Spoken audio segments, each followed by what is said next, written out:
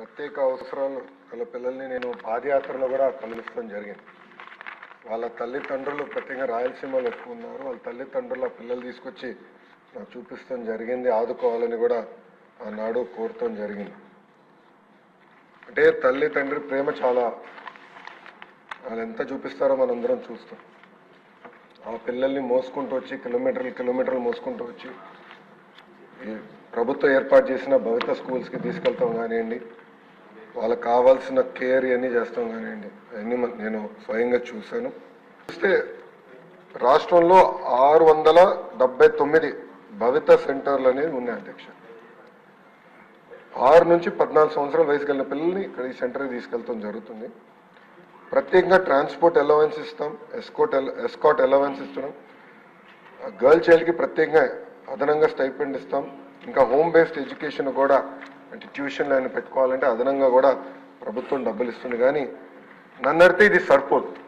ఒక మాటలు నాకు చెప్తే ఇది సరిపోదు. ఆల్రెడీ వాళ్ళు అనేక ఇబ్బందులు ఎదుర్కొంటున్నారు, సమాజంలో అనేక అవమానాలు పడుతున్నారు. చదవాలని తప్పన ఆ పిల్లల్లో ఉంటుంది. వాళ్ళు అది అధిగమించుకుని ఎలా వెళ్ళాలి దానిపైన కూడా మేము వాస్తవంగా చెప్పాలి, నెల అయింది నేను మంత్రి అయ్యి, నిన్నటితో నెల అయింది. Waste subject. నేను కూడా అధికారులతో చర్చిస్తున్నాను. ఈ 1:10 ఎట్లా సాధ్యమవుతుంది, అంటే యూనిట్ ఎట్లా చేయాలి, ఇంకా తల్లిదండ్రులు ఈ పిల్లల్ని దూరంగా తీసుకెళ్ళగలుగుతారా లేదా, అది ఎట్లా చేయాలనే దానిపైన మేము కూడా చర్చిస్తున్నాం. మొన్న కూడా మీరు చూశారు అధ్యక్ష, ఐఐటి ఎన్ఐటి స్టూడెంట్స్ వికలాంగులు, అంటే వాళ్ళు అనేక అవమానాలు ఎదుర్కొంటారు సమాజంలో.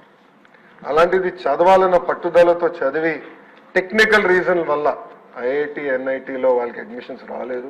దానికి మేము ఎతికి 1992 ఒక ప్రత్యేక జియో ఉంటే అది కోట్ చేసి యుద్ధ ప్రాతిపదికంగా జియో ఇస్తే సుమారుగా 45 మంది పిల్లలు ఈరోజు ఐఐటి ఎన్ఐటికి వెళ్ళారు. అది ఈ ప్రభుత్వంకున్న చిత్తశుద్ధి. వచ్చిన తర్వాత ఫోటోలు వీడియోలు కూడా తెప్పించుకున్నారు. స్పెషల్ కేర్ ఇవ్వాలి అధ్యక్ష పిల్లలకి, అంటే ఎలాంటి సందేహం లేదు. అంటే వాస్తవంగా శ్రీకాకుళం విజయనగరం వరకు నా పాదయాత్ర వెళ్ళలేదు. బట్ రాయలసీమలో దాదాపు 6 నియోజకవర్గాలు మినహా అన్ని నియోజకవర్గాల్లో నేను పాదయాత్ర చేశాను. ప్రత్యేకంగా రాయలసీమలో ఎక్కువ ఈ సమస్య ఉంది. ఆ పిల్లల్ని ఆదుకోవాలి, తల్లిదండ్రులకు అండగా నిలబడాల్సిన బాధ్యత మన ప్రభుత్వం పైన ఉంటుంది. తప్పనిసరిగా దీనిపైన ఒక స్పెషల్ కార్యాచరణ ఏర్పాటు చేస్తాం. గతంలోనే చెప్పాను, ఒక 100-day యాక్షన్ ప్లాన్, 100 రోజులు ఒక యాక్షన్ ప్లాన్ మేము తయారు చేయబోతున్నాం. అది సభ్యుల ముందల పెడతా, సంఘాల ముందల పెడతా, ఉపాధ్యాయుల ముందల పెడతా, తర్వాత ప్రజల ముందల పెట్టి వాళ్ళ అభిప్రాయాలు తెలుసుకున్న తర్వాత అదొక వే ఆఫ్ పాలసీన విధానం నేను ప్రజల్లోకి తీసుకెళ్ళిన ఆలోచనలో ఉన్నా. అది వచ్చే అకాడమిక్ ఇయర్ నుంచి అమలు చేయాలనేది మన ప్రభుత్వం లక్ష్యం. దాంట్లో భాగంగా ఇది చాలా సీరియస్గా నేను తీసుకుంటాను. అవసరాలు ఉన్నాయి అంటే ఎలాంటి సందేహం లేదు. బట్ యూనిట్ ఎట్లా ఏర్పాటు చేయాలో వాస్తవంగా నేను కూడా కొంచెం కన్ఫ్యూజన్లో ఉన్నా. గౌరవ సభ్యులందరూ కూడా సూచనలు ఇవ్వండి. అంటే 1:10 మెయింటైన్ చేయాలంటే మండల యూనిట్ అయితే దూరం అవుతుంది. అదే నాకు అర్థం ఎట్లా చేయాలనేది. అందరు సూచనలు ఇవ్వండి. హౌస్ అయిన తర్వాత కూడా దీనిపైన డిస్కస్ చేద్దాం. బట్ తప్పనిసరిగా దీనికి ఒక సొల్యూషన్ తీసుకొచ్చే బాధ్యత మన ప్రభుత్వం తీసుకుంది. అంతే కాకుండా మన ఐఐటి అధ్యక్ష 2 నిమిషాలు ఐఐటి న్యూస్ వీడ్లో కూడా విద్యార్థులు నాకు ట్విట్టర్లో ఒక మెసేజ్ పెడితే నేను చాలా సీరియస్గా తీసుకున్నాను. అంటే వ్యవస్థలు ఎట్లా తయారైందంటే నేను ఒక రిపోర్ట్ అడిగితే ఆటోమేటిక్గా ఫుడ్ క్వాలిటీ ఇంప్రూవ్ అవుతుంది. అంటే ఆ బాధ్యత వహించాల్సిన వాళ్ళు బాధ్యత వహించట్లేదు. అవినీతి అంటారా, లేదంటే వ్యవస్థల్ని భ్రష్టు పట్టించారు, ఏదో జరిగిందంట, ఎలాంటి సందేహం లేదు. గత 5 సంవత్సరాలుగా ఈ ప్రభుత్వం, గత ప్రభుత్వం పట్టించుకోలేదు. దానివల్ల అన్ని వ్యవస్థలు కూడా తప్పుదారు సెట్ చేయాల్సిన అవసరం ఉంది అధ్యక్ష.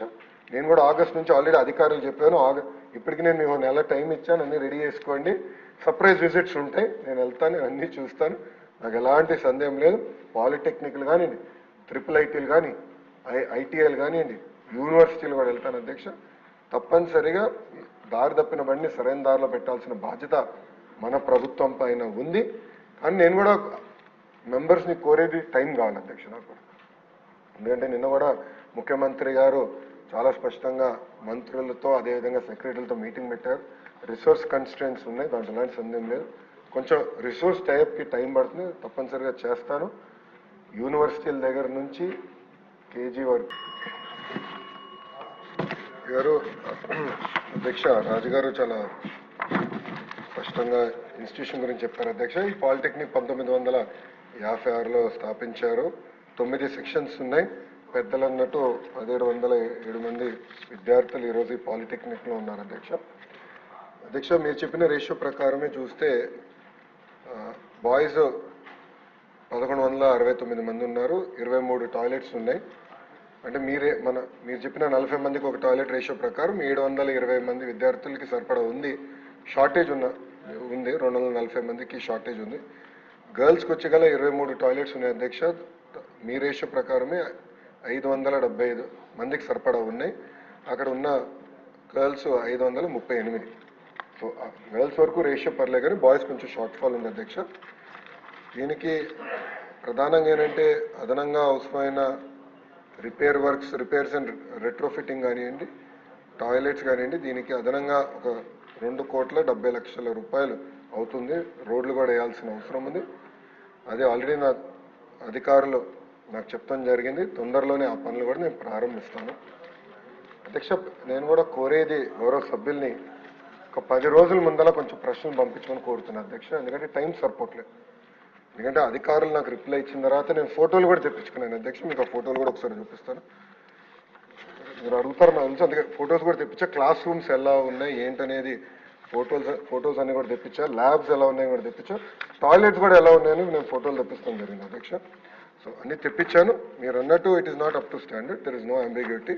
ఇంప్రూవ్ చేయాల్సిన అవసరం ఉంది, దాంట్లో ఎలాంటి సందేహం లేదు. సో నేను కూడా ఇప్పుడు సిస్టమేటైజ్ చేయాలి. ఇది ఒక డాష్ బోర్డ్ క్రియేట్ చేయాలి.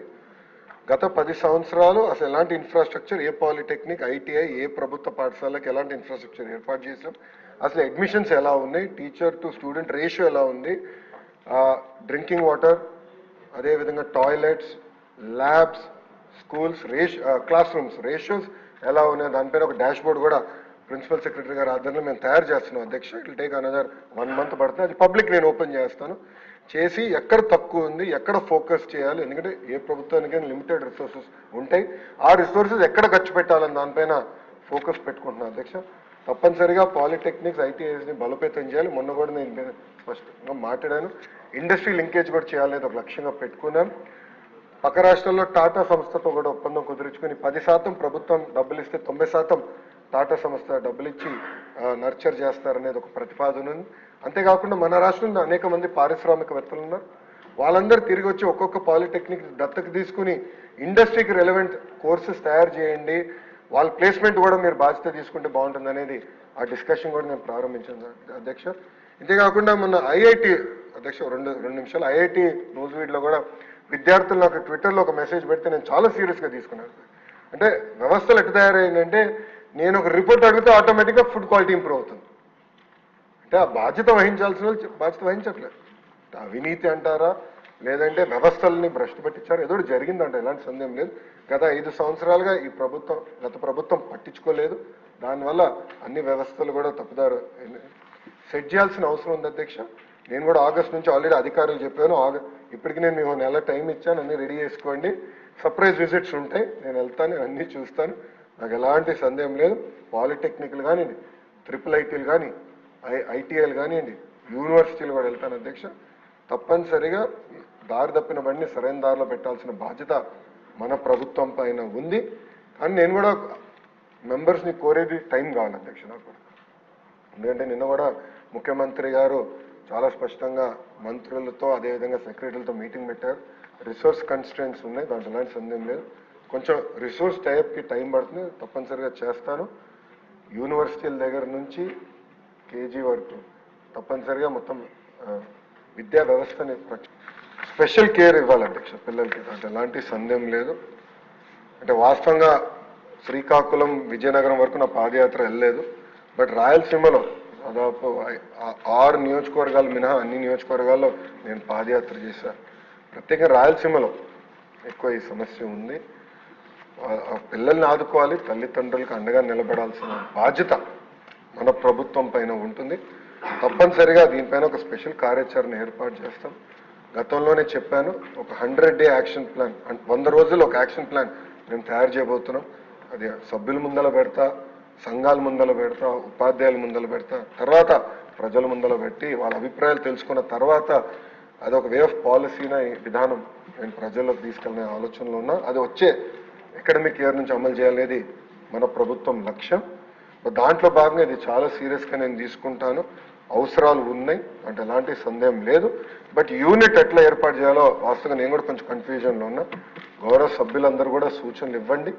అంటే 1:10 మెయింటైన్ చేయాలంటే మండల యూనిట్ అయితే దూరం అవుతుంది. అదే నాకు అర్థం అవుతుంది ఎట్లా చేయాలనేది. అందరు సూచనలు ఇవ్వండి. హౌస్ అయిన తర్వాత కూడా దీనిపైన డిస్కస్ చేద్దాం.